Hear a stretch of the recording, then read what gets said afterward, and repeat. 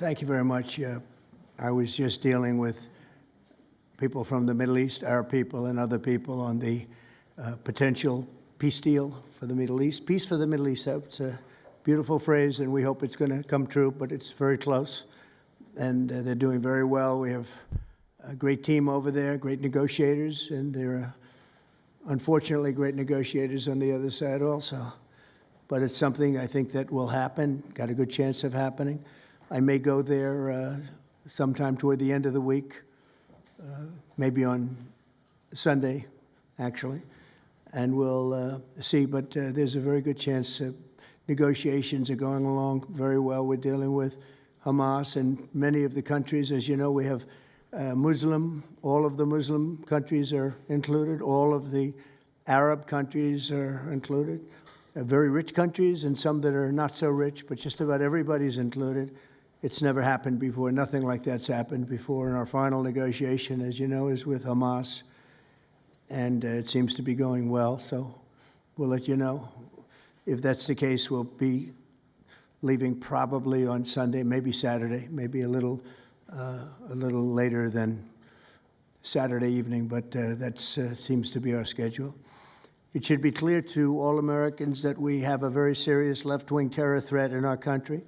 Radicals associated with the domestic terror group Antifa that you've heard a lot about lately, and I've heard a lot about them for 10 years.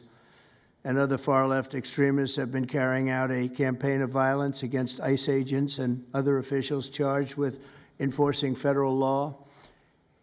In Chicago, anarchists have surveilled at least 4 local ICE facilities and posted diagrams of the buildings online, meaning nothing but bad, accompanied by photos of specific ICE agents that they're targeting, one in particular who's a top person and a great patriot. In July, approximately a dozen Antifa-aligned militants stormed the ICE facility in Texas and then lured officers out of the building before firing dozens of rounds at police. They were crazy, frankly, shooting one Texas officer in the neck. And in Portland, Oregon, Antifa thugs have repeatedly attacked our officers and laid siege to federal property in an attempt to violently stop the execution of federal law. Everything we're doing is very lawful. What they're doing is not lawful. And what the governor and the mayor of, as an example, you could say of Portland, and you can say certainly of Chicago, it's not lawful what they're doing. They have to be very careful. In addition, 2 weeks ago, a radical left terrorist in Dallas conducted a sniper attack on a local ICE facility, killing 2 people and leaving behind a note that read, "Hopefully this will give ICE agents some real terror." That's bad.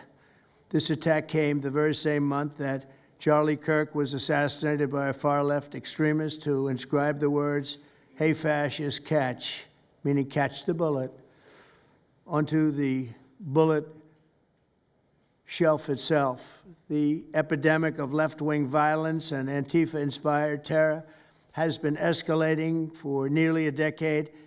At universities, Antifa has organized riotous mobs to attack campus speakers. I see it all the time. And these are agitators, anarchists, and they're paid. And you'll find that out. You'll be finding it out very soon. You should see what we have on these people. These are bad people. These are people that want to destroy our country. We're not going to let it happen. They've used armed gangs to assault local police in cities nationwide, and they've attacked journalists reporting on their crimes. So the journalists that report on their crimes, don't worry, you're very safe. I hope that's not going to turn you around, but they have been very threatening to people, but we're going to be very threatening to them, far more threatening to them than they ever were with us, and that includes the people that fund them. Probably some of the people I know, some of the people I dine with, but if they do, they're in deep trouble. So we're going to be looking very strongly at the people that are funding these operations. When you see the signs, and they're all made out of a beautiful, beautiful paper, beautiful, nice, stiff, very expensive paper, with beautiful wood handles, all the same color. They come from very expensive printing machines. These are not people that write out their signs in a basement that believe in something. These are paid anarchists. At least 3 of these courageous journalists have personally been victims of Antifa attacks. Andy Ngo has been repeatedly beaten by Antifa thugs for his work in Andy is a very serious person, too, I have to tell you. I've been watching him for a long time. Is Andy here? That's what I thought. Hello, Andy. I thought that was you. You're looking better than you do out on those streets, huh? You look much better. It's nice to have you. You feel a little safer here, I think, maybe. Well, not that safe, because you have them. You have to worry about that. But thank you very much. Andy Ngo has been repeatedly beaten by Antifa, and including one assault that left him with a brain hemorrhage. Only days ago, Nick Sortor was assaulted in Portland by a flag-burning mob, and we've made it 1-year penalty for inciting riots. We took the freedom of speech away because that's been through the courts, and the court said you have freedom of speech. But what has happened is when they burn a flag, it agitates and irritates crowds. I've never seen anything like it on both sides, and you end up with riots. So we're going on that basis. We're looking at it from not from the freedom of speech, which I always felt strongly about, but never passed the courts. This is what they do, is they incite. When you burn an American flag, you incite tremendous violence. We have many examples of it, many examples of it, and it's actually down on tape, and you see things happen that just don't happen unless it's the flag that's burning. Very recently, Katie Davis Court was hit in the face with a flagpole in Portland by an Antifa radical, leaving her with a very blackened eye. So, Katie, thank you very much. And I'd like to also say that I watched Nick. Where's Nick? Is Nick here? Nick? Hi, Nick. That was a rough time you went through. I hope you got my little note. I wrote you a note. Yeah, I really appreciated that. It helped a lot because it was a difficult situation. It was very stressful. And, and your note helped a lot. I truly appreciate it. I thought it was terrible, actually. I thought it was terrible. So we'll talk about it a little bit. Under the last administration, the Department of Justice targeted faithful Catholics, Christians, and patriotic parents as domestic extremists. They said, oh, they're extreme because they believe in God. They're extreme because they go to Catholic church, or evangelicals, where everybody was under the gun. Unless you were a really bad, sick person, then they left you alone.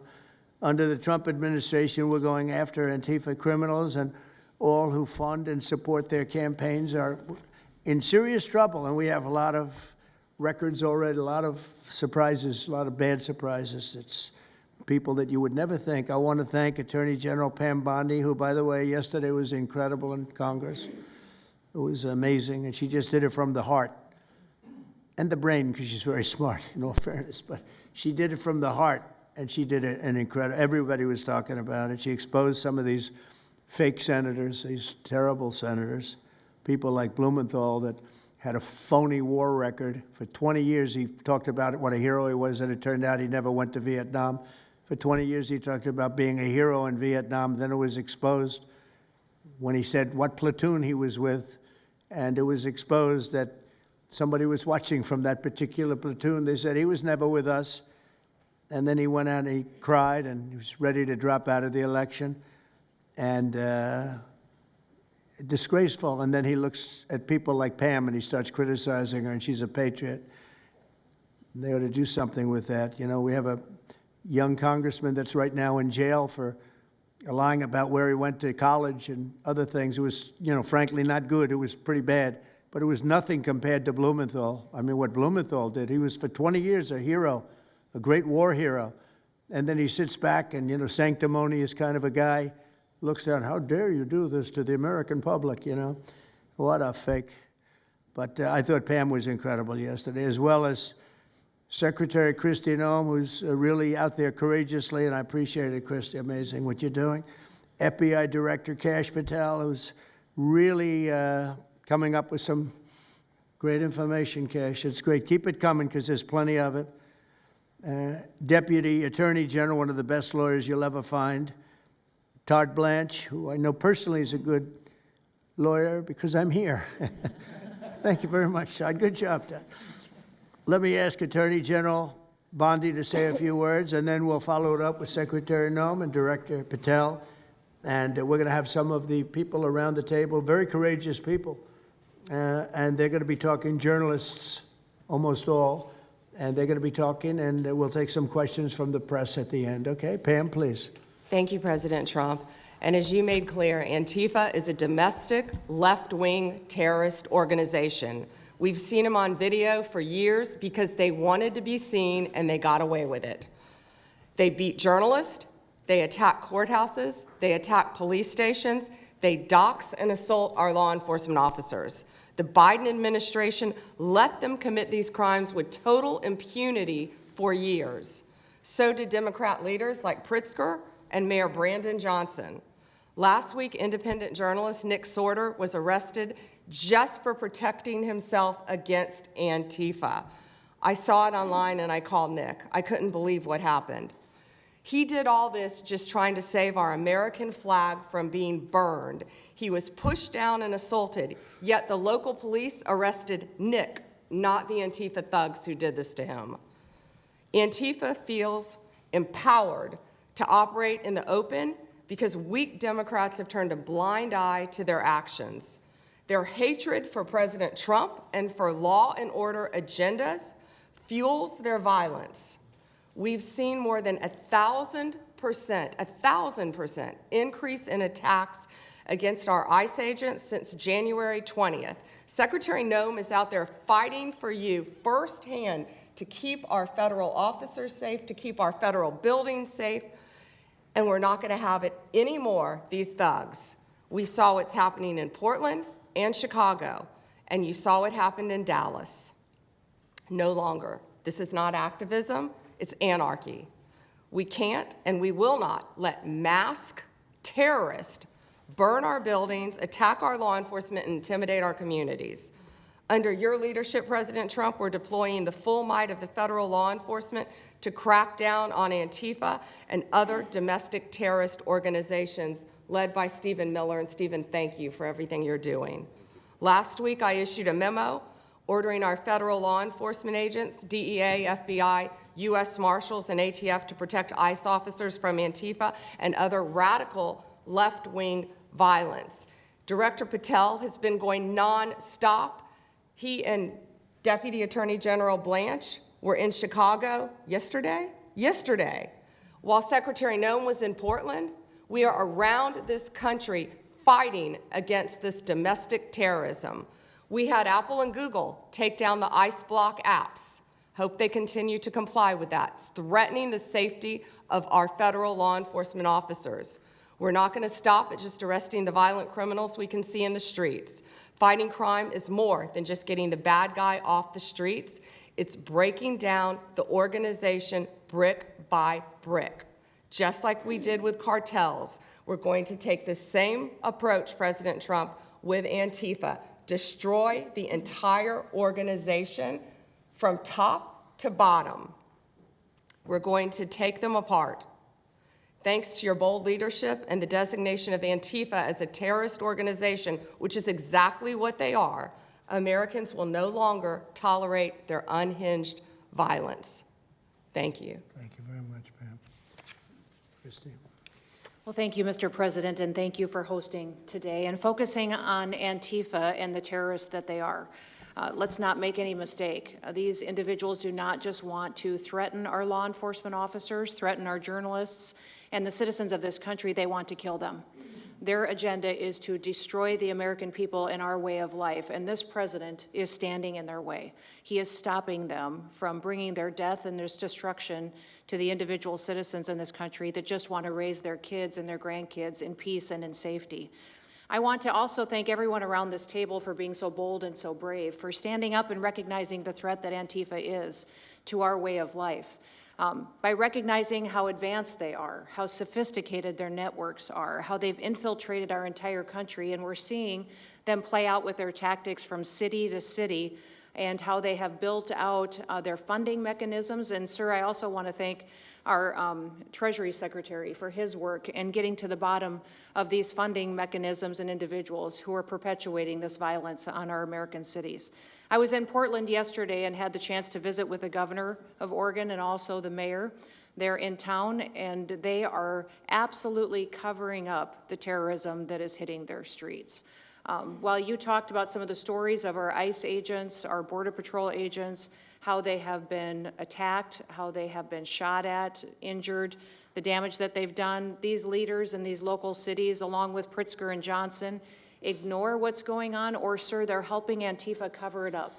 We have arrested dozens of individuals that are Antifa members or affiliated with them, and I want to thank our Attorney General for prosecuting them and making sure they never see the light of day again.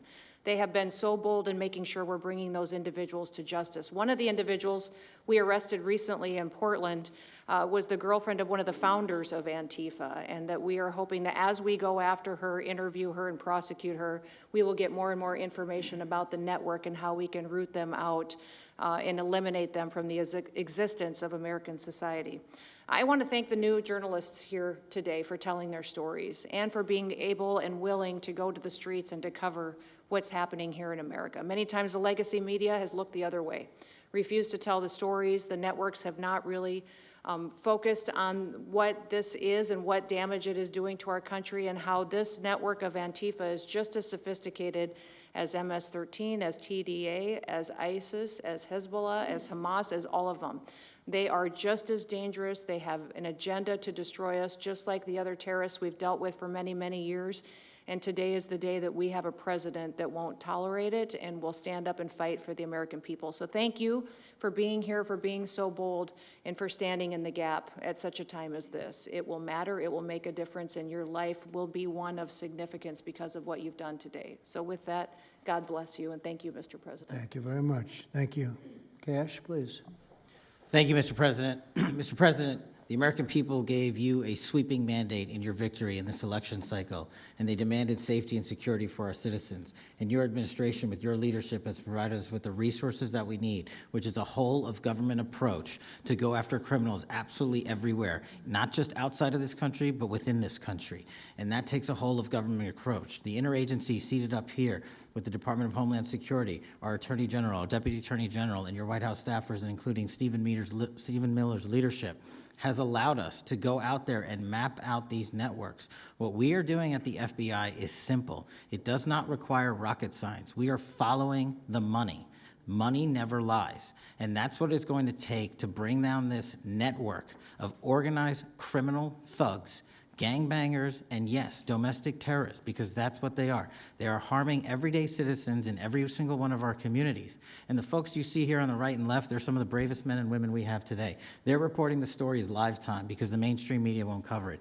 They're putting their lives on the line. They're standing up for the flag. The least we can do is stand up for them. So you have my thanks. I read more of your stories than I do theirs because you guys are putting out the truth. And we deserve a country where you are protected as equally as they are.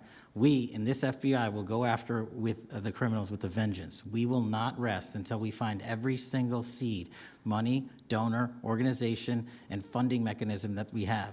And I want to echo the Secretary's comments on Scott Bessent, who's allowing us to map out these networks through their financial criminal activities, which has been going on for decades. And I would like to remind the American public, they built this disease temple of corruption over decades. And in 8 short months, Mr. President, you have crippled their foundation because of your leadership here, because of the interagency, because of people like Deputy Attorney General Blanche, and because of Attorney General Pam Bondi's fearless leadership to go after criminals wherever they are. They will not be able to hide. They were able to hide and conspire with prior administrations, and we are exposing their corruption from within. And we will go to every single city in this country under Operation Summer Heat and the other operations we are doing at the FBI to bring these criminals to justice. We will arrest every single one of them from whatever perch you sit in, private or public, no matter how your goal or your ambition is. It will be crushed by the Constitution because the American people deserve law and order, and that's what we're going to give you. Thank you very much, Cash. Great job. Maybe we'll start over here. Would any of you like to say something? Feel free. You can say it in front of a fine group of people, also journalists and reporters. You want to start? Sure. Go ahead. Absolutely. President Trump, members of the cabinet, really appreciate you guys bringing this together. And the fact that we are here today on such short notice shows how serious you guys are taking this issue of trans terrorists and frankly, the cities and police departments that are cooperating with Antifa, such as Portland. I mean, the Portland politicians are literally willing to sacrifice their own citizens just to appease these Antifa terrorists. It's sickening. I've seen it firsthand, obviously. When I went to jail that night, never expected it to happen. I thought that they were maybe removing me for my own safety. It never crossed my mind that I was the one that was being arrested for a crime after I was just thrown into a hole. I heard from the Department of Homeland Security after I had gotten out of jail, and one of your, I won't say exactly who it was, but somebody very close to Secretary Noem over here, said that they were legitimately worried for my safety in the Portland jail. But luckily, the Portland jail was, I was the only one there, essentially, because they don't actually arrest people in Portland, besides conservative journalists, I guess. So, look, I'm glad that it was not a good night for me. Let's just say that. It was not fun sitting in that jail, but I'm glad to see what has come of it. And I've been able to talk to a bunch of FBI agents, ATF agents, DHS agents that I didn't even know existed until I went there and went to that ICE facility. And the morale is at an all-time high. It is so exciting to see these guys know now that they have the backing of the Secretary, the DOJ, as well as the President of the United States, and they are there to do their job. They are going to fulfill this mission and deport these violent criminals. I believe one of the ones that I did a ride-along with Secretary Noem yesterday, President Trump, and there was a pedophile that had come into the country 5 times over the past 7 years. 7 years, and apparently under the Biden regime, that was just allowed to happen. That was fine, no problem. It's concerning to me that you're seeing the Portland Police Department, as well as the governor of Oregon, and the mayor, of course, coming out and running defense for pedophiles that have entered the country illegally 5 times. It's crazy. I'm glad it's taking a front row seat in the media. And, they're being forced to talk about it in reality because, we're the ones that were on the ground. We're the ones that are actually reporting what's going on. Much of the legacy media has been either ignoring it or covering for Antifa for years now. So thank you guys so much for taking this seriously. And President Trump, you mentioned that flag. So remember, you put out a truth right after That's right. I saw that. took this flag from that man that was burning it in the street. I saw it. Do you know who he is? Oh yeah, I know exactly who it is. So why don't you give it to Pam? Give it to the Attorney General, and let's start prosecutions. Yeah, I actually have a second flag that he tried to burn as well. So I have 2 of them from the same guy. Well, you also saw what happened when that flag started burning. Everyone went crazy. And that's when it started, when they started burning the flag. So thank you. If you could give the information, it would be great. Absolutely. And at least that horrible night made you famous.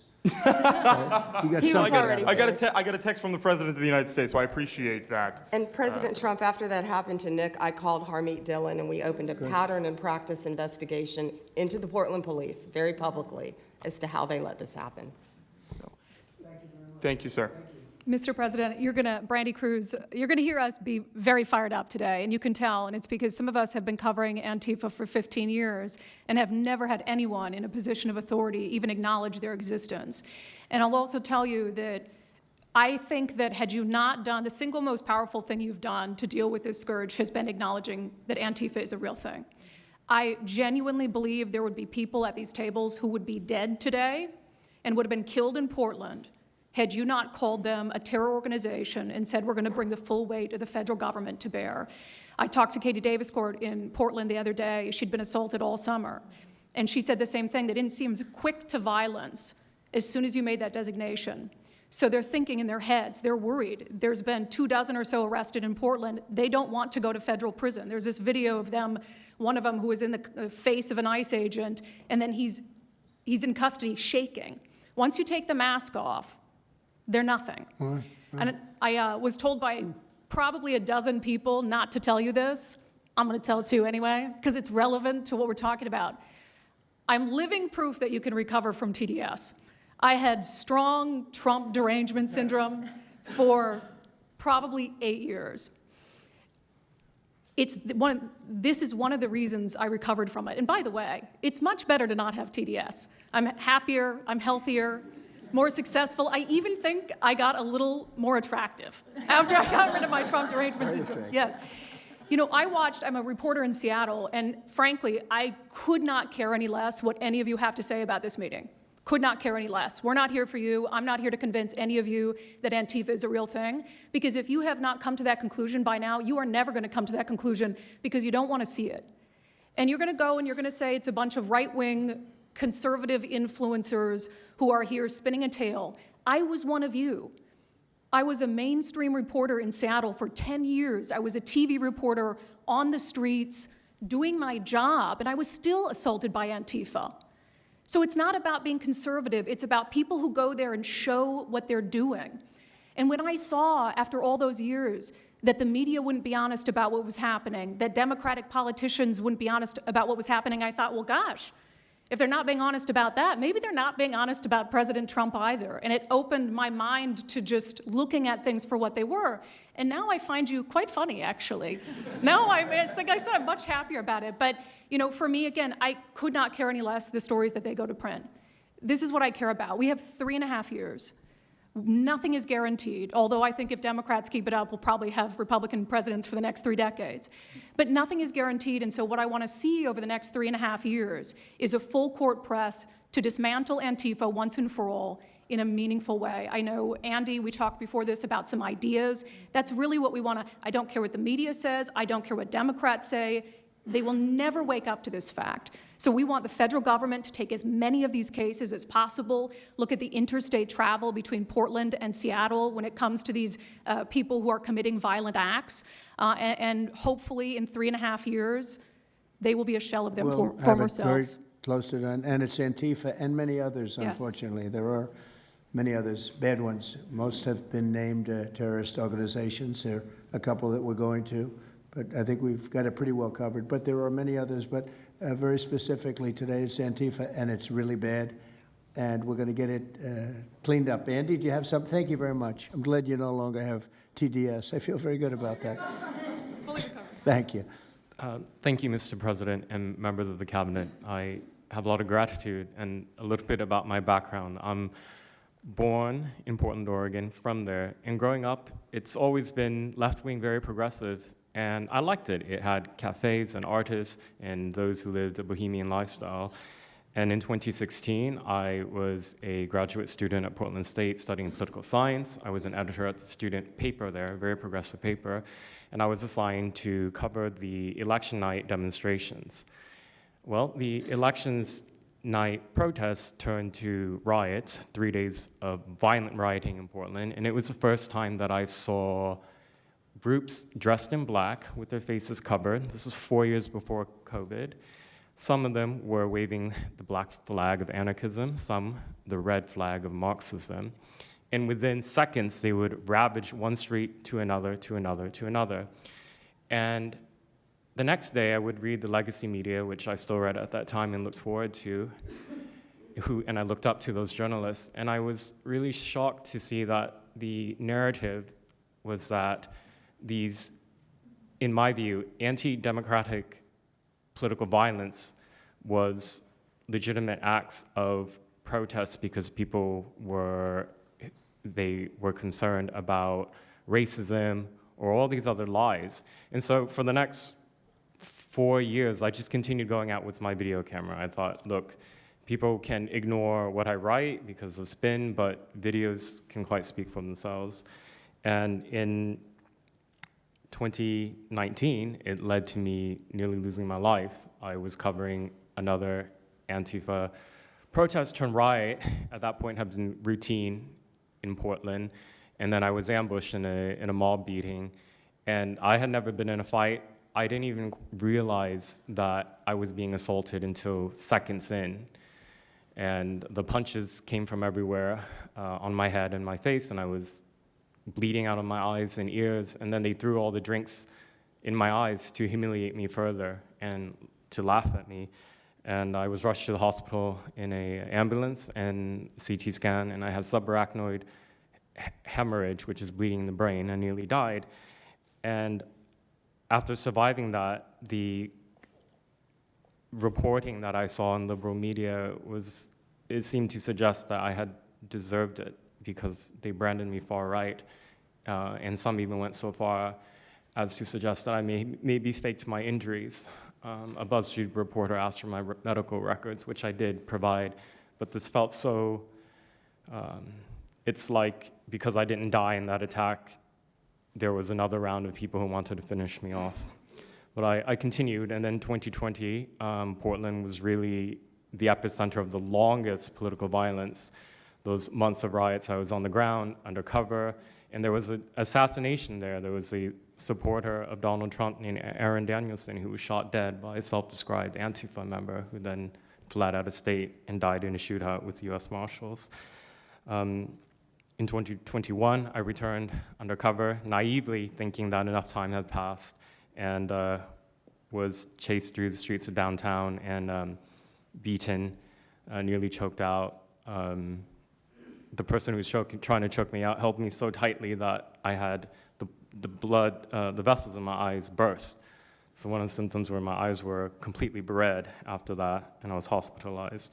So thank you so much for acknowledging Antifa and for directing your administration to treat them as domestic terrorists. It's going to be really challenging because how they organize is that they are decentralized, autonomous, and they operate on deception. And we're still to this day told that they don't exist, that it's a figment of our imagination. I think the DOJ could look at federal conspiracy charges. The state of California and San Diego County last year broke up an Antifa cell in San Diego. And I think maybe perhaps the State Department should designate Antifa, its international arm, as a foreign terrorist organization, FTO. So thank you so much for this invitation, Mr. President. Thank you very much, Andy. Great. That's a rough time you had, huh? So the chokeout was almost the end, you felt? Yeah, that was my only near-death experience in my life, and I'm quite shaken when I think about it now. It really feels unbelievable to me that on the streets of America that this type of violence against citizens could become so routine and accepted and cheered on by people. Although, you know, in the immediate aftermath of Mr. Kirk's assassination, we saw again that type of depravity play out on quite large swaths of the left. So there's a deep sickness that's in this country right now, and it pains me a lot to acknowledge it. Yeah, the amazing thing is you look at Portland, and you see fires all over the place. You see fights and, I mean, just violence. It's just so crazy. And then you talk to the governor, and she acts like everything is totally normal. There's nothing wrong. It's almost like, are you waking up from a dream or something? You see it on your network. You see it all over the place. And it's so bad. It's so crazy. It's like the movies you see for the kids, I guess not only the kids, adults also, where you have these bombed out cities and these bombed out people. It's like worse than that. I don't think they could make a movie as bad. And then the governor will get up and say, I don't know why they're coming here. It's such a wonderful place. And the amazing thing is the people want us to be there. The people, when they get the real people that live there, many of them have left, but the real people want us to be there. The same thing in Chicago. So they've had 60, 70 murders over a short period of time, murders, people that got shot. They've had hundreds of people shot, and then a guy like Pritzker, or this low IQ mayor, gets up. I mean, he got up, he's got a 5% approval rating, and the people are all against him. They want people to come. Beautiful black women are wearing a MAGA hat last night on television. Beautiful people. And they said, we don't care who comes, just stop the crime. They don't care, frankly, they don't care if it's National Guard, military. Send in anybody you want, stop the crime.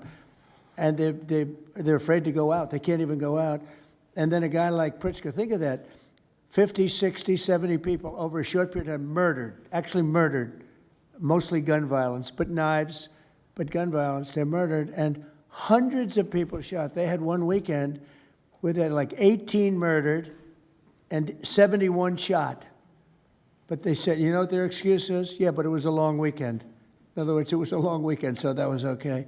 And then Pritzker gets up and he says, like, I don't know what they're talking about. We don't have crime here. They're crazy. I think actually they're petrified. You know, their families live there, everything else. I actually think they're scared. Pritzker was a failure in his family. They threw him out of the family business. Guy's a loser. But you know what? They actually, I believe they're scared. They're actually frightened for their lives.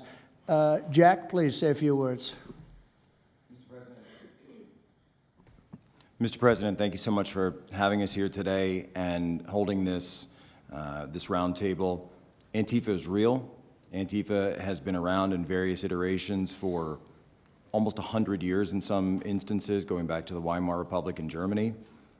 And it's now been just under 1 month since we saw a far leftist murder Charlie Kirk, and we saw thousands upon thousands of people, other far leftists and people in positions of authority, people like nurses and pilots and doctors and HR departments, celebrating the death and the murder of Charlie Kirk. This sickness that's out there is absolutely real. And Mr. President, thank you for mentioning the fact that one of the bullet casings read, "Hey fascist, catch" on it. One of the other bullet casings right next to that had Bella Ciao written on it. Now, Bella Ciao is a song that is known in Antifa circles as the international anthem of Antifa. And all of us around this room that have studied Antifa, we're very familiar with these symbols. And Mr. President, I think the situation is getting worse. When you look at people like Luigi Maggioni in his 20s, Thomas Matthew Crooks, of course, who took a shot at you, sir, the ICE shooter in Dallas, and now this Tyler Robinson, we're starting to see a pattern of more and more murderous violence. And this same violence is not just random. It is targeted assassinations, which are getting worse. And every single one of us in this room that goes out there, and obviously you as well, sir, and all the staff, we are now under that threat every single day. And working there at Turning Point USA, and I've spent just about the last month out there in Phoenix with Erica, with the family, with the team. And I will tell you this, Mr. President, even though going through something like that, which is an absolute nightmare, and people say, you know, what was it like to speak in front of all those people? It was horrible. Every second of it was horrible. But we're not going to quit. And Turning Point USA is continuing the tour that Charlie was on. We had 6,000 people when we went back to Utah. We had 5,000 people last night in Montana, if you can believe that. We are continuing to organize on campus. We are getting more and more people coming out in the face of this threat, knowing what happened to Charlie. But Mr. President, we need to do something about this, because I fear that the next one who could be killed could be sitting at this table right now. And we're not going to stop, but they need to stop, and they will not stop until they are stopped. Thank you. Thank you, Jack. I appreciate it very much. One thing I have to say is that Washington, D.C. was almost as bad. I don't know what could be worse than Portland. You don't even have stores anymore. They don't even put glass up. They put plywood on their windows, but most of the retailers have left. But Washington, D.C. was so bad, and Pam, I'd say it took 12 days to really make it pretty good, and a month to make it great. And now people are going out to dinner. The restaurants are booming. They don't have enough seats. They're opening up new restaurants because many of them closed. And people are walking down the street totally safe. A reporter, I'm not sure if she's there. I can't see somebody reported there. She is. She was violently assaulted. And I don't know, she tends to be somewhat liberal, but she wasn't liberal on this one. I appreciated your honesty, but that won't happen again. It won't happen again. You're lucky you're alive, frankly, with what happened. I know exactly what took place. So Washington, D.C., our capital, we thought we'd start there appropriately, and it's safe, and people are so happy. They're so happy. And now it's a couple of months. I went to dinner there. I felt totally safe. I gave a press conference right in the middle of the street, which I don't think Secret Service was thrilled about. But, you know, I'll tell you what, I wouldn't have wanted to do it 6 months ago. It's incredible what happened. Now we're in Memphis. As you know, we're having a great impact in Memphis. It's been only a week, but it's, Cash, I hear it's been amazing what's happening there just very early. But you take a look at D.C. and you take a look at some of the other. We've had a big impact. What we haven't said, because Pritzker said, well, crime is going down in Chicago. Well, 5 months ago, Cash went to Chicago with a lot of FBI agents just to prepare it so that we went in with, I guess you could call it a surge, call it whatever you want, but would be even more effective. And we're going to be doing that, and very, very strongly doing that, because Chicago is a very unsafe city. It's a great city. The head of the Union Pacific Railroad said, "Sir, please save Chicago. It's a great city. It can be saved." Other cities are gone. I mean, they're lost. They can get better, but they're just really, they've been so decimated. But I'm so proud of what they've done so quickly in D.C., and it's taking place quickly in Memphis, where we were asked to go by the mayor and by the governor. And it's really incredible what we can do and how fast we can do it. Let's go for two more. Would you like to go? And then Katie, you'll go, okay? Please. Yeah, thank you, Mr. President, for having us here. And not to sound like a broken record, but it needs to be said that Antifa is real. Yeah. It's real. It's a threat. I just saw them last weekend over in Portland while they're causing mayhem over there. And the reason why they're such a big problem is because we have Democrats and a lot of people in the mainstream media refusing to acknowledge that they even exist, right? So how can we as a country begin to address it is when you have large swaths of these people who are supposedly decision makers and people who are supposed to inform, they don't want to say that it exists. Because the common argument is like, well, they're not a real organization because there's no national leadership, they don't have a national headquarters, so how can law enforcement go after a group that doesn't exist like that? Well, law enforcement goes after criminal groups that organize to rob banks or do smash and grabs.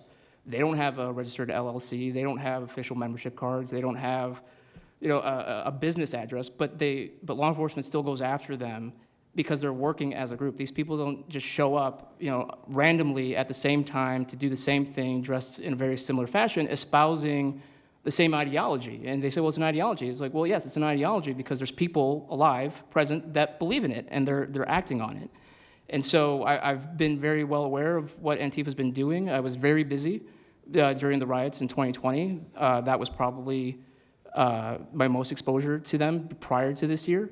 I've been at the ICE facility at Broadview. I'm originally from the Chicagoland area, unfortunately, but that's where I grew up around. Like I said, I was in Portland. I was covering the riots in Los Angeles as well. And probably one of the most disturbing parts about that is, in addition to Antifa being present, they were tagging the streets with CJNG, which is Cartel Jalisco Nueva Generación, which is a cartel. So you have these people who are working basically in concert with other terrorist groups to say that we're here, we're present, and we're gonna attack federal agents and people who are gonna expose what we do. And so, to be clear, political violence, sustained political violence that we're seeing in this country is not a both sides issue.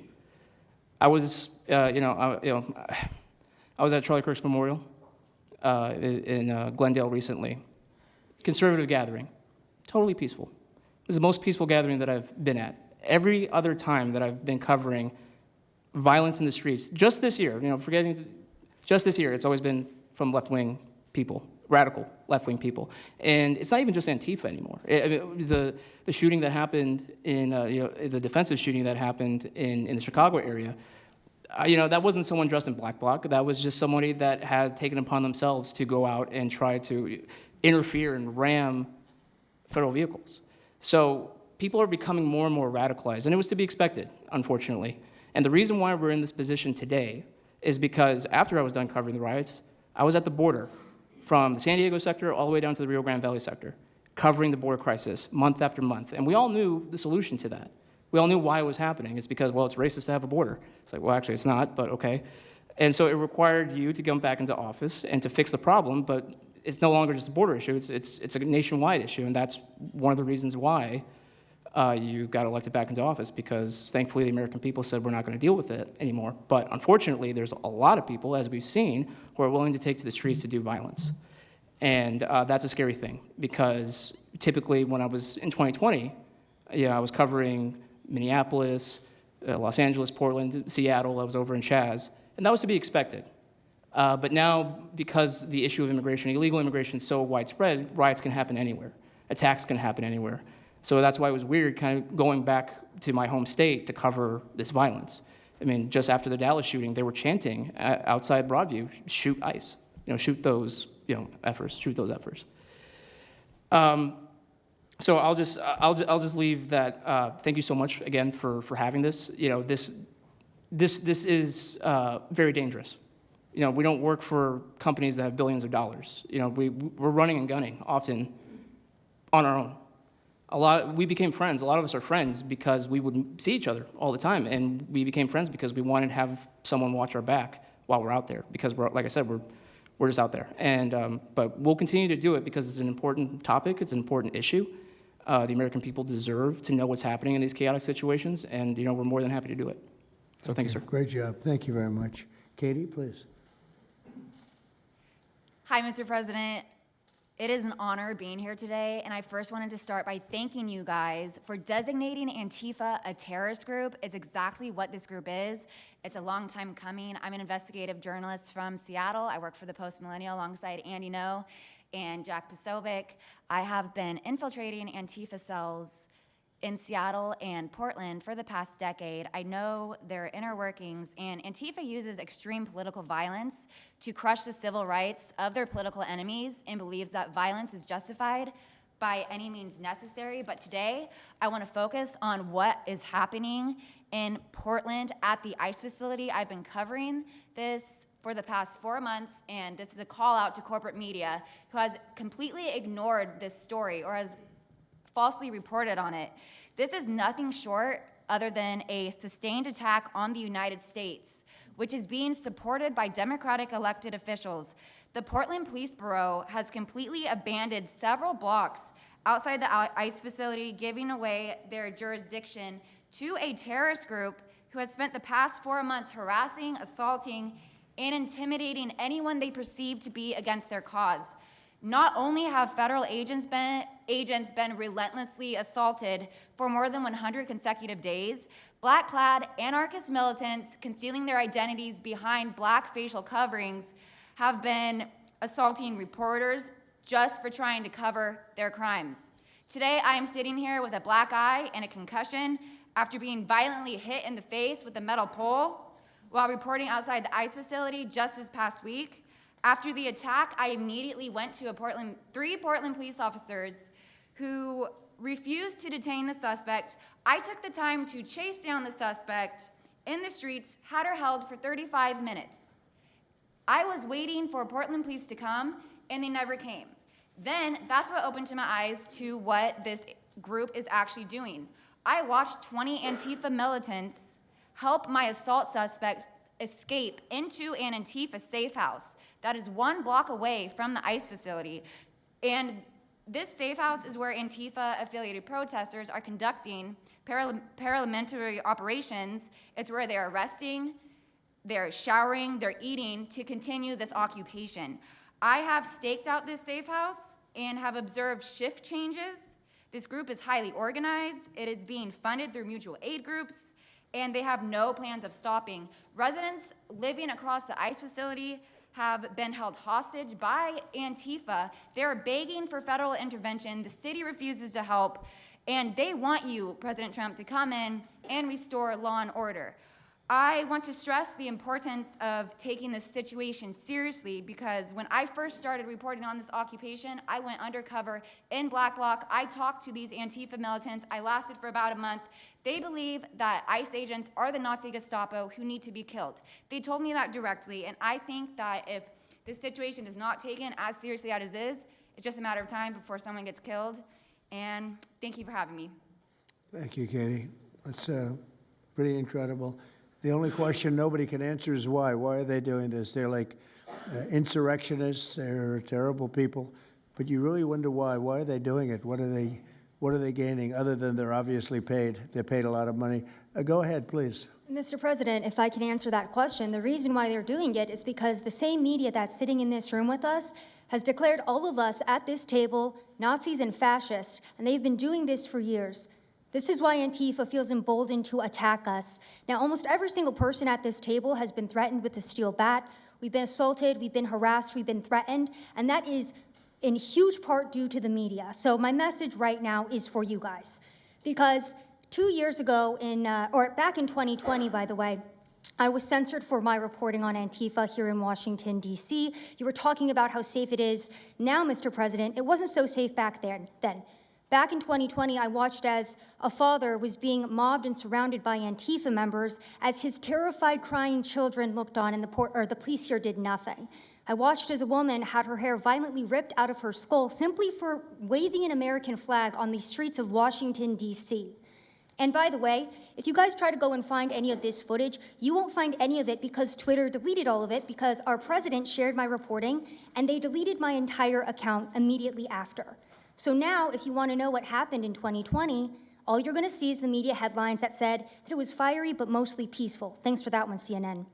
The reality is that it was an extremely violent period of time, and for the last 10 years, Antifa has been wreaking havoc on law-abiding and innocent American citizens, and it needs to end. Now, I'm with Turning Point USA. It's an honor to be here, Mr. President. Thank you guys so much, everybody in the administration, for giving us a seat at the table, because the media has not only been demonizing us for so long, but immediately after the brutal assassination of our founder, Charlie Kirk, our Turning Point USA chapters have seen an uptick in violence across the nation as Antifa chapters that are embedded in our universities go and target them. It's been extremely difficult to report on the ground, and for a long time I was afraid to go to Portland because I knew that the only people who would have my back, like Julio said, were one of my friends on the ground because there is no police force there. I was terrified to go because I knew if I got shot or stabbed, and I have been assaulted, I've been mobbed and robbed in Austin, Texas by Antifa, that nobody would come to help me. So my plea to the entire administration, especially to the DOJ, is every single radical left-winger who is in front of the ICE facility in Chicago, in New York, in Portland, please make sure that you use the full force of the law to come after each and every single one of them, because it is us being soft on left-wing violence that has fomented all of the terror that we have seen in this country, and it is the left wing getting away time and time again with assaulting law-abiding American citizens that has led us to this place. So truly, to the Americans that I speak to on the ground, they feel completely abandoned by their state and local government. So please step in. You have Americans begging for the National Guard, and to the media over here, please report on the truth. Please do your jobs. I'm an American citizen. Everybody at this table simply views ourselves as American citizens who have an iPhone and the will to actually tell the truth. So please take your job seriously and tell the truth to the American people. And thank you for letting me be here on behalf of Charlie to continue his legacy of cleaning up the country. Thank you, Mr. President. Thank you very much. Appreciate it. Wow, you feel very strongly, I can see. I'm mad. I got beat up so many times, Mr. President. My friends have gotten beaten up, and I want to cry right now from happiness because we have been completely ignored for so long. For almost 10 years, we've been getting assaulted on the streets. I have watched children cry as their parents have been attacked on the streets. That should not be happening at our nation's capital. So please, again, the DOJ, please utilize the full force and go after each and every single one of these people. Fantastic. Thank you very much. Great job. Impassioned. That's important because you should feel like that. Please, go ahead. Mr. President, thank you for having us here and bringing together this panel of brave journalists, everybody on this side of the room. And no one can speak to the violence better than these people here. So I think we know that this is not just a story about violence and chaos, as you alluded to, Mr. President. This is a money story. And at the Government Accountability Institute, my colleague and I, Peter Schweitzer and our team, we followed the money, and we followed it to the top of what we call the protest industrial complex, Riot Inc. And we found a network of NGOs. It's not just the Soros network, the Open Society network, it's other funding networks, the Arabella funding network, the Tides funding network, Neville Roy Singham and his network, Foreign Cash. And it's also big left-wing funders. Some of them are not citizens of this country. Mr. Hans-Jörg Wyss of Switzerland.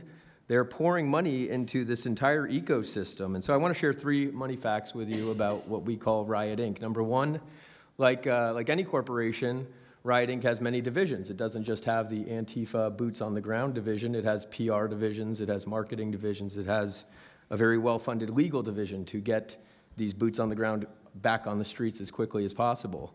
But it does have those investors that I mentioned. Number 2, we have identified dozens of radical organizations, not just the decentralized Antifa organizations, but dozens of radical organizations that have received more than $100 million from the Riot Inc. investors. These would be the lawyer groups. These would be the groups that advocate for calling good, honest Americans fascists, et cetera. And then 3, I think the most shocking thing is that we have found that more than $100 million in U.S. taxpayer funding has flowed into these funding networks, including at least $4 million to these very groups themselves, not just Antifa types, but there was an event in Atlanta called Stop Cop City. Over 60 rioters were charged with domestic terrorism. These groups received money for that from both the billionaire class as well as taxpayer money. So one other thing, this money helps fund the decentralized crowdfunding platforms. These are ways that Antifa, the John Brown Gun Club of Elm Fork, which had links to that attack on the ICE facility, the Socialist Rifle Association, and just because they don't have LLCs or EIN numbers doesn't mean they can't get paid. Some of these funding platforms, crowdfunding platforms, are funded by this network that we call rioting. So again, I want to thank you for your leadership, for the whole cabinet's leadership on this. We're going to keep following the money and appreciate everything you're doing, sir. Do you know the name of any of the funders? Do you know the names? Because if you do, I'd like you to give them to Cash or Pam. Absolutely. Or Christy. Yeah, we'll do that. As soon as you can. That's all of you. Because you probably know the names after a certain period of time. You tend to find out. But these are people that do not have good intention for the country, and that's treasonous probably. So if you could, very important, if you could do that, it would be great. Nobody would know better than you. You'll figure it out. Thank you. Please, go ahead. Yeah, my name's Nick Shirley. I'm 23 years old. I'm a 100% independent YouTube journalist. And over the past year or so, I've been able to go to 15 countries.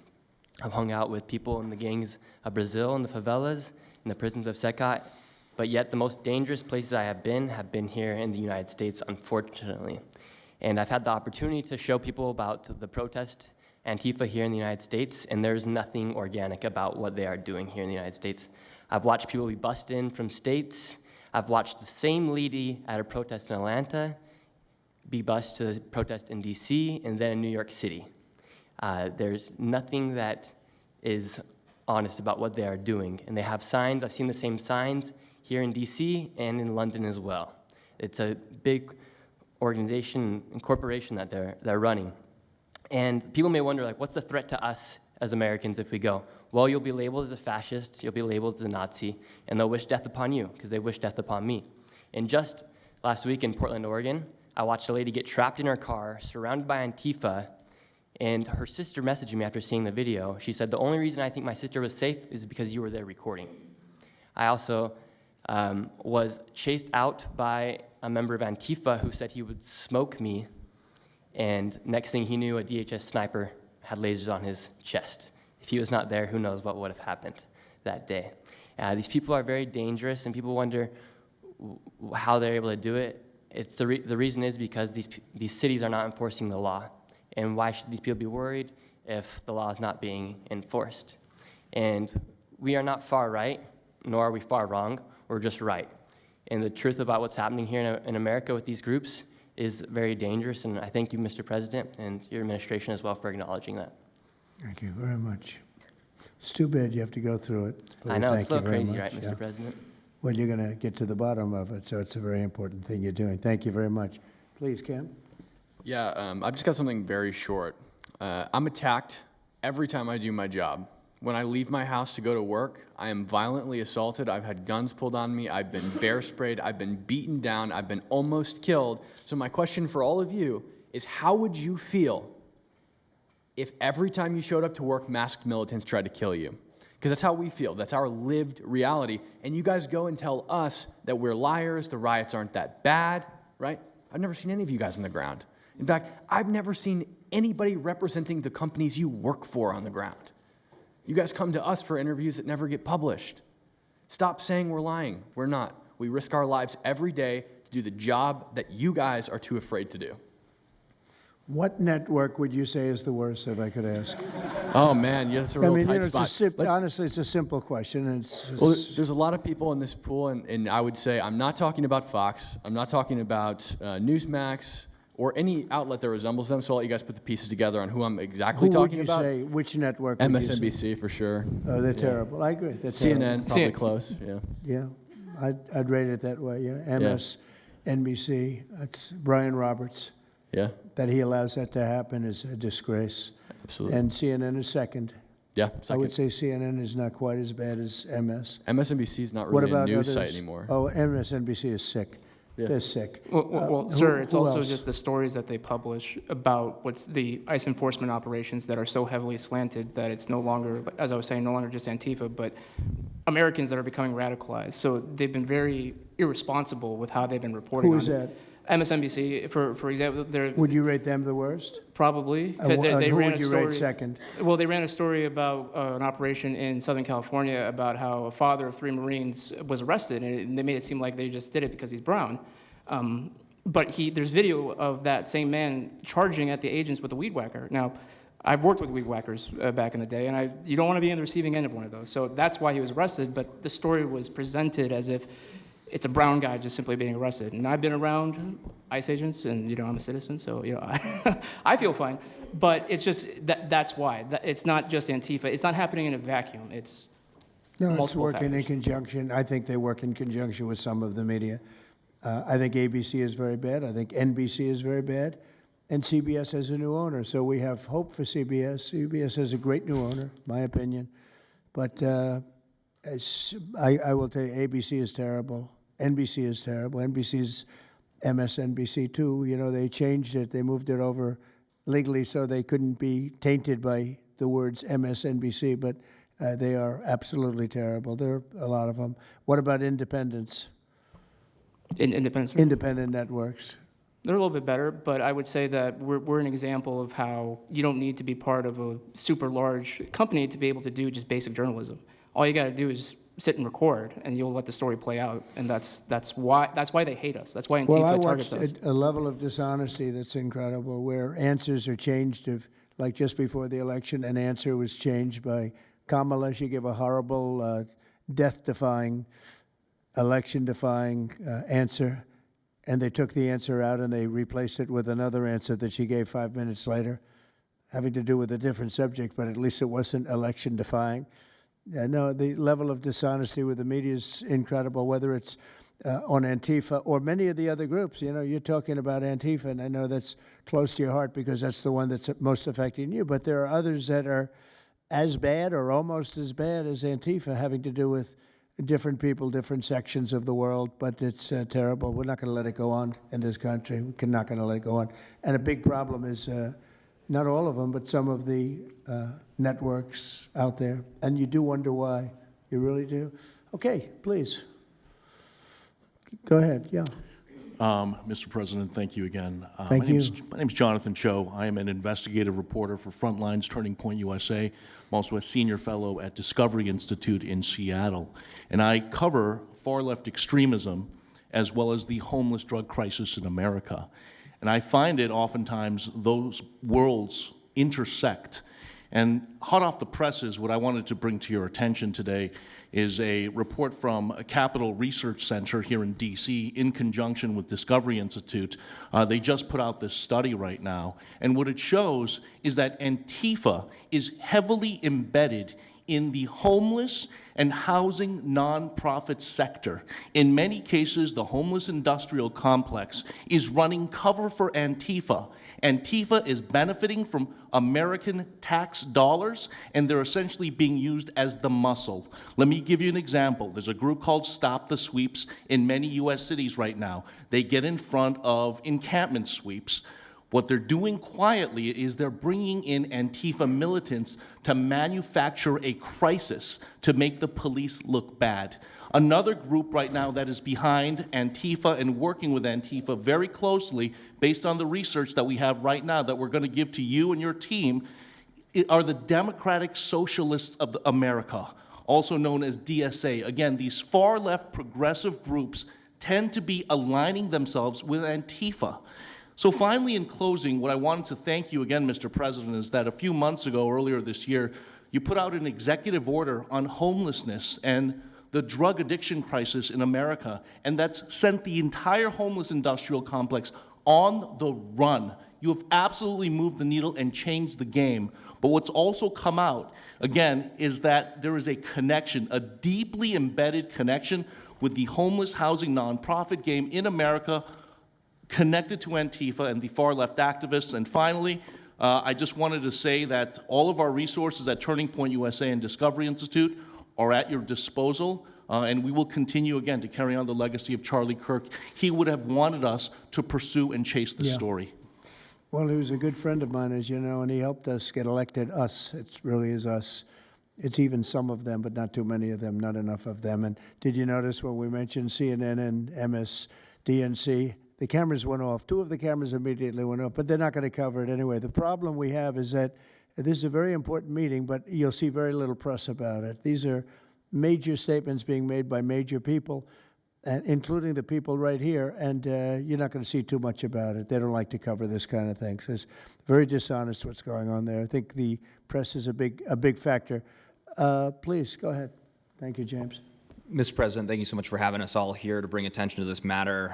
You know, you did mention MSDNC, CNN, a handful of those other outlets that have been lying about, I mean, various things, but especially what ICE, the brave men and women over at ICE have been doing. I was talking to Antifa members in Portland the other day, and you know, a lot of these people genuinely believe, they buy these lies, and they genuinely believe that they're fighting against literal Nazis and not brave men and women that are putting their lives on the line to basically, you know, enforce basic immigration law, right? That everyone seemed to agree with up until maybe a few years ago, a handful of years ago. So once again, thank you so much for having me. My name is James Klug. While my primary job is traveling around the country, having conversations with Americans about various political topics and issues, you know, I have had a lot of run-ins with Antifa over the last 5 years. And I do think that Antifa is a primary reason why many conservatives are afraid to go out and protest and make their voices heard and maybe bring friends and family to a demonstration and exercise their First Amendment right, because they are literally deathly afraid. And I talk to these people all the time. They're afraid of militants showing up in black bloc and hurting them and their families.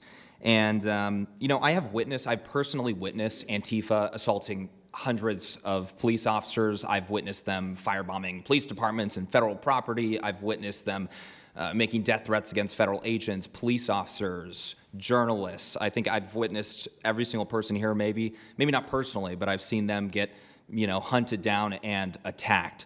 And so, you know, this is a group that is responsible for a good percentage, if not a majority, of the violent riots in 2021 and 2020 when Democrat mayors had a kind of a hands-off approach with these left-wing militants.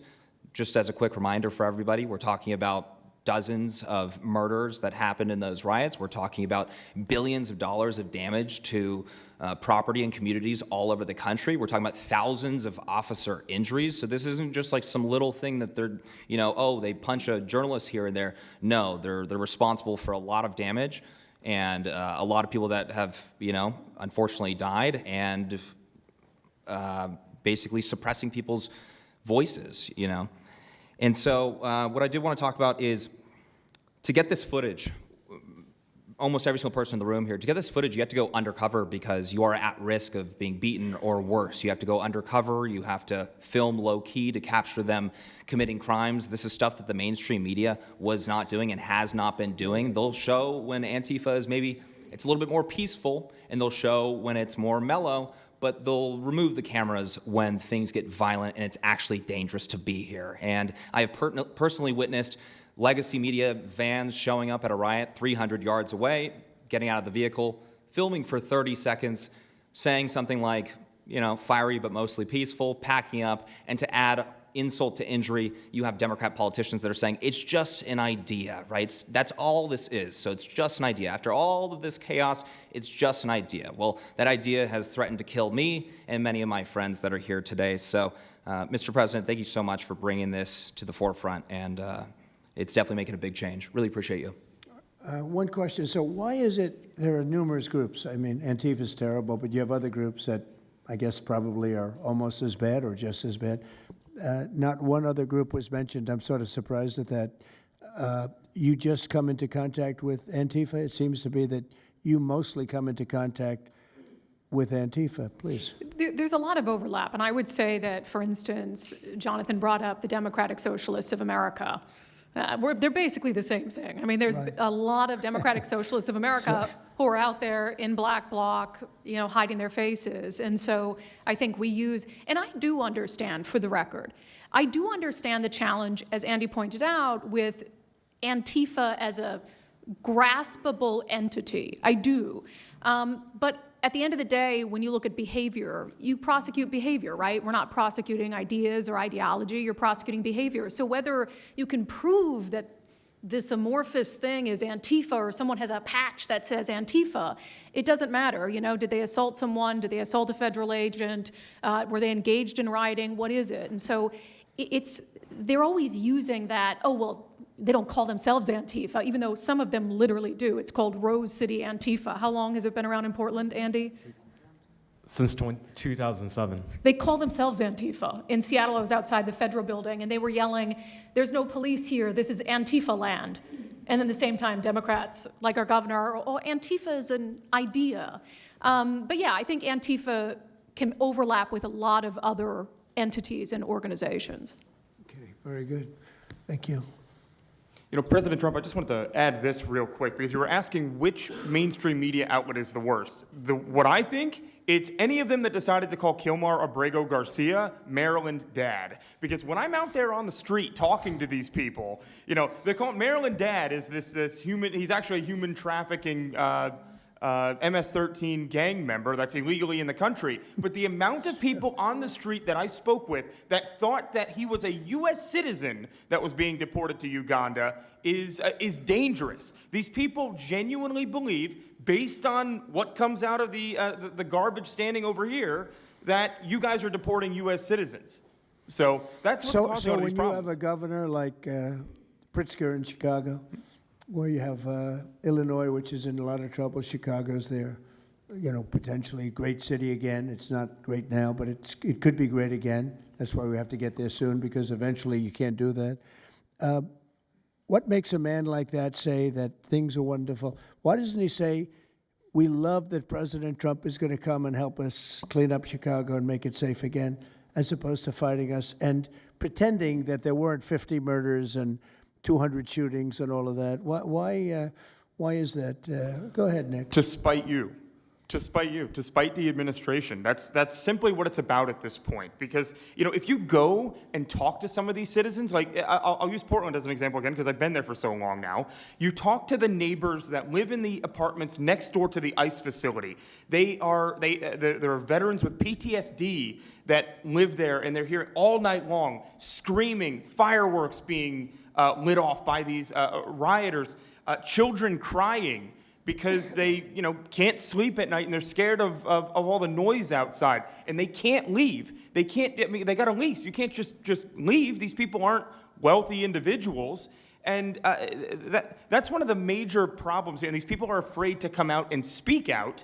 And they're getting no help from their government at all. They've been begging for the noise ordinance to be enforced outside of their apartment complex for months now, and the city of Portland has ignored them every single time. The victims are, as I said, they're afraid, but the governments aren't doing anything because they want to spite the administration. It's all political. And the politicians make you feel like you're foolish, like there's something wrong. Like, how could President Trump be saying that about Chicago? And yet the night before you see that, 11 people were shot, 5 people died, and you have him talking about like it's a wonderful situation. They make you feel guilty. And a lot of people don't get over that. They just don't get over it. I think they convince the people. Do wealthy people leave too or not? Places like Portland, are the wealthy people leaving? People that can leave, are they leaving? I think that they're moving to the areas that have been gentrified. I mean, the Oregon governor, when she was saying, we don't need Trump here, she's walking around, it's a very tight shot, if you notice that. And she said, Portland's just fine, look at me. And they'll focus on the couple areas of Portland that are very nice. Well, she was saying that, and there were explosions in the background. Yeah. I mean, there was a reason they cropped it in. Explosions in the background. Sir, Anybody have anything else to say over here?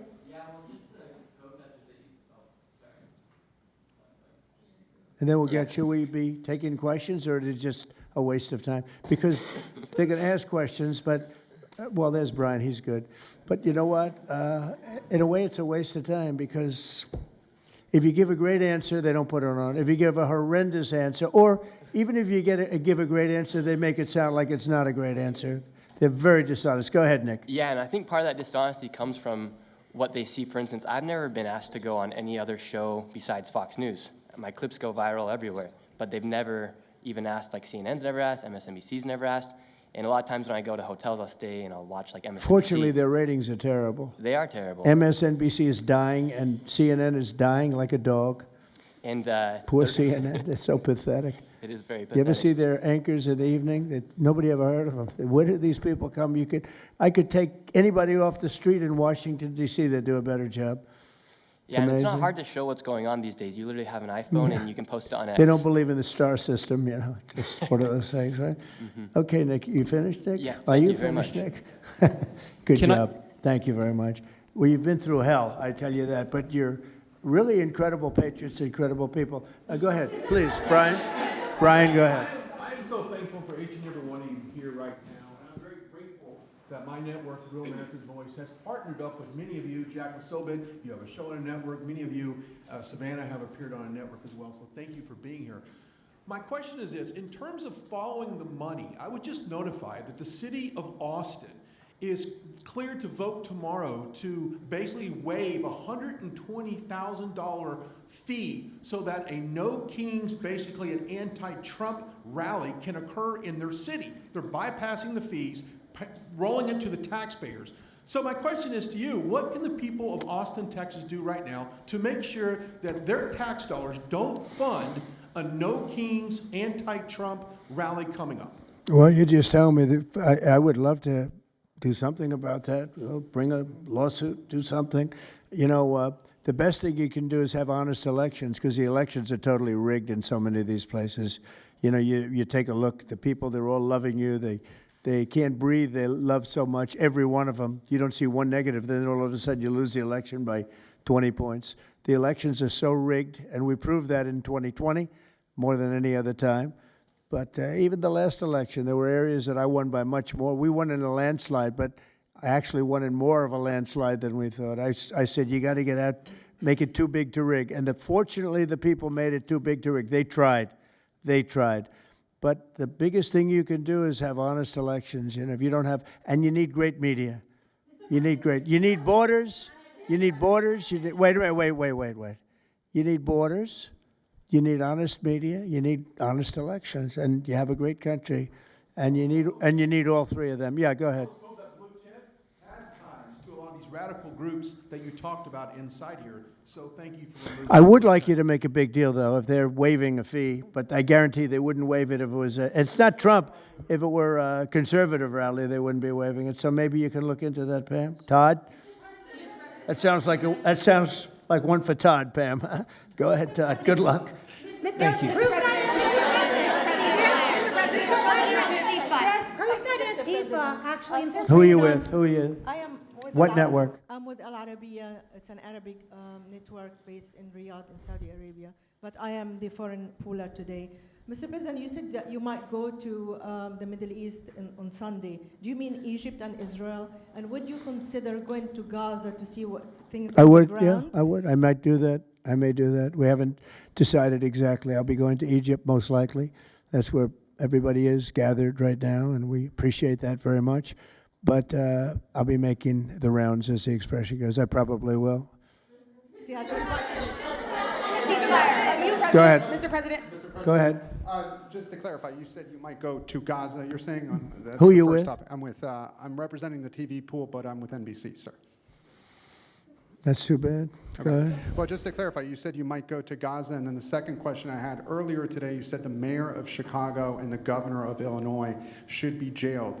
Have you asked the Justice Department to look at possible charges? No, I've seen the law, and when you have a group of people where the police call off the safety for ICE officials, I've understood that, and I've read it today in numerous journals, that that's illegal. What they did is I guess it was ICE, Christie, right? They were under threat, and the police were helping beautifully.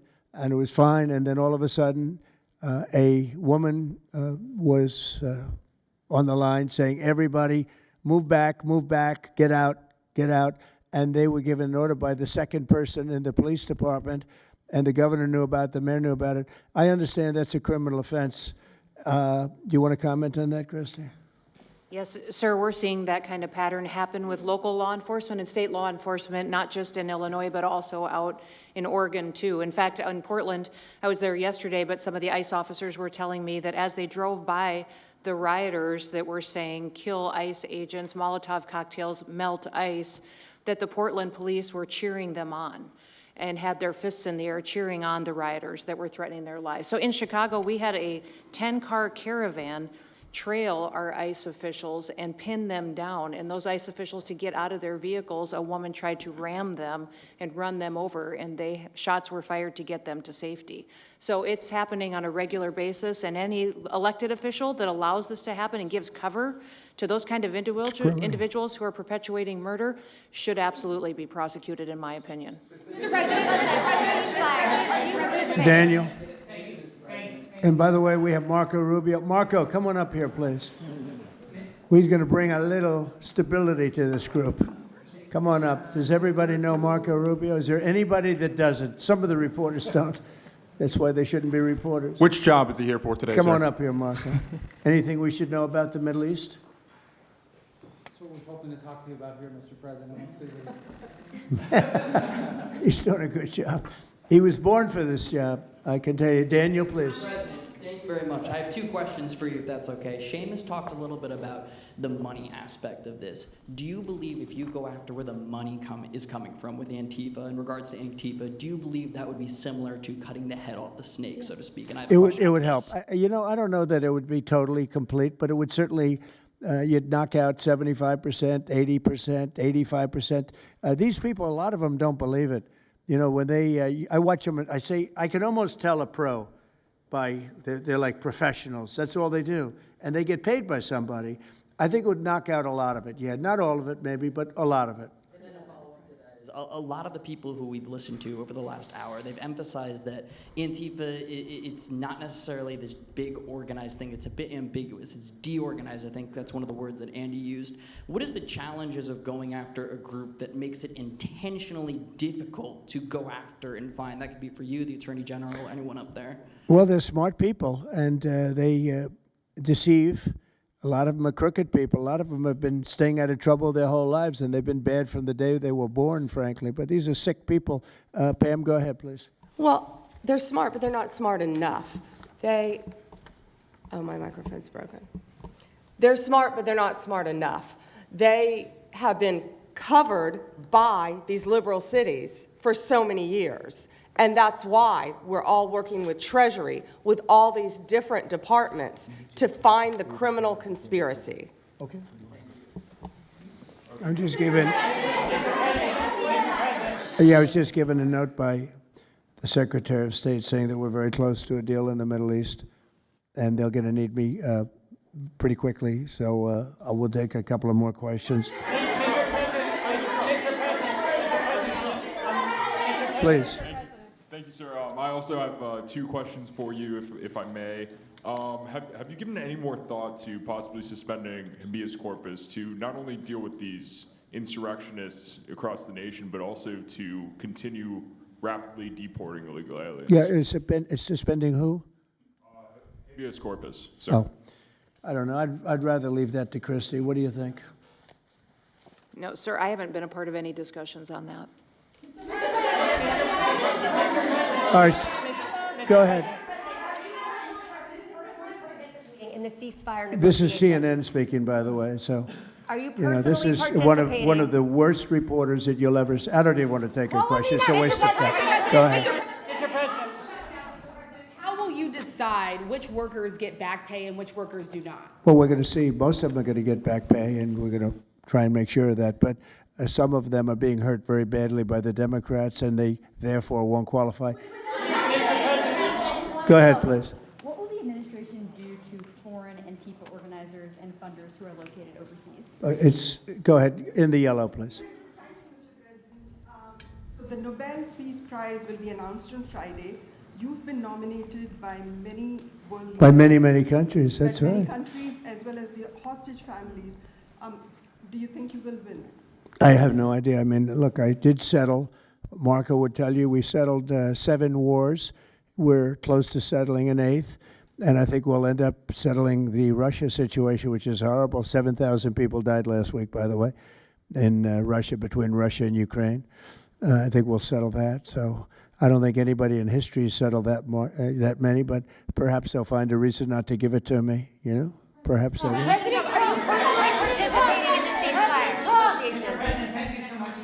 Thank you. Going to the shutdown quickly, what is your position on the extension of health care subsidies, which is what Democrats are asking for? All I want to do is very simple. I want to get the country open, and then we're going to discuss that. And we'd like to, Obamacare is a horrible mess, and it has been from the beginning. We want to make it better, stronger, even if it costs more money, we want to make it better. The Democrats want to make it worse. The Democrats want to approve health care for illegals coming into our country, many of them coming in from prisons and mental institutions and drug dealers. They want to give them health care. We don't want that for our people because that's going to destroy the health care that we already have. We'd like to make Obamacare better for people, less expensive and better health care. Yes, ma'am. Mr. President. I'm wondering if you've been briefed on the organization and funding of Antifa, and if so, what have you learned? I have been, and they have pretty good knowledge, but they're going to have a very good knowledge. And I really ask these very brave patriots that we're surrounded with today to let us know, because I think you probably have some pretty good ideas. And even if you're not sure, let us know and we'll figure it out, okay? If you could do that.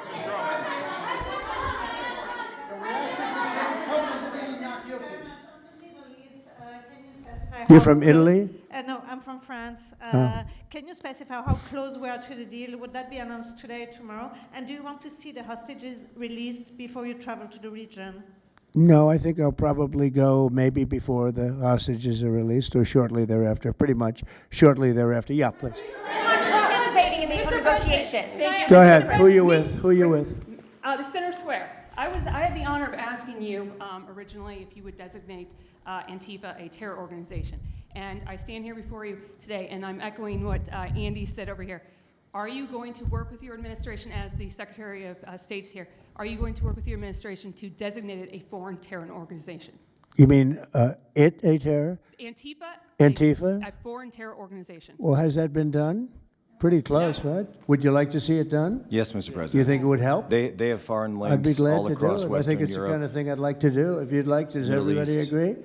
If you agree, I agree. Let's get it done, okay? Let's get it done. Marco, we'll take care of it. Mr. President. That's international, you mean? Yes. International. Yes, Mr. President. Sounds good to me. Foreign terror organization. Steve, are you okay with it?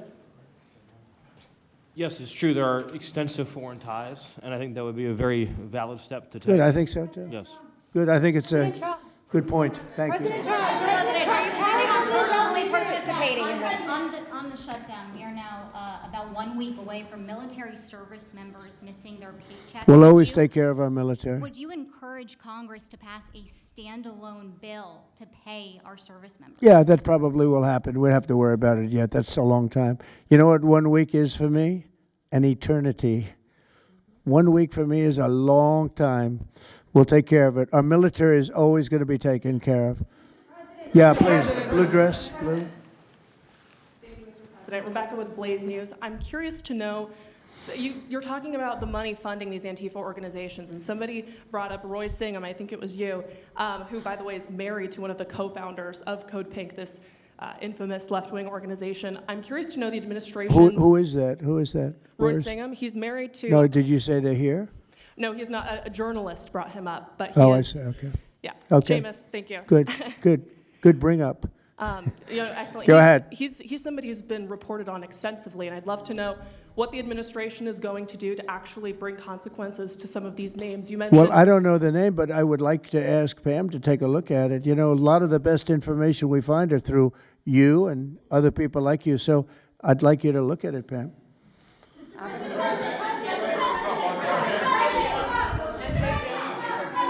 In the back, please.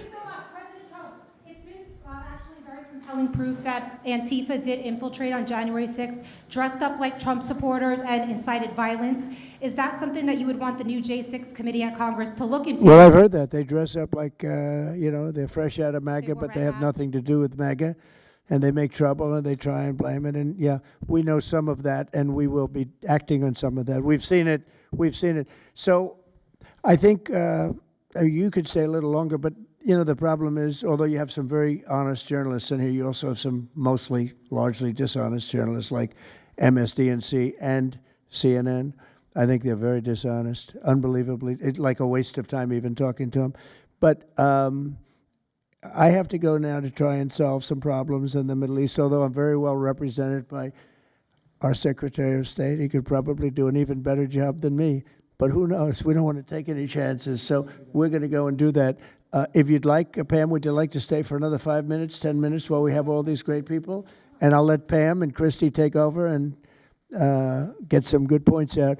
I just want to thank the people around the table in particular. You've been amazing. You've been brave. You're real patriots. You're real patriots.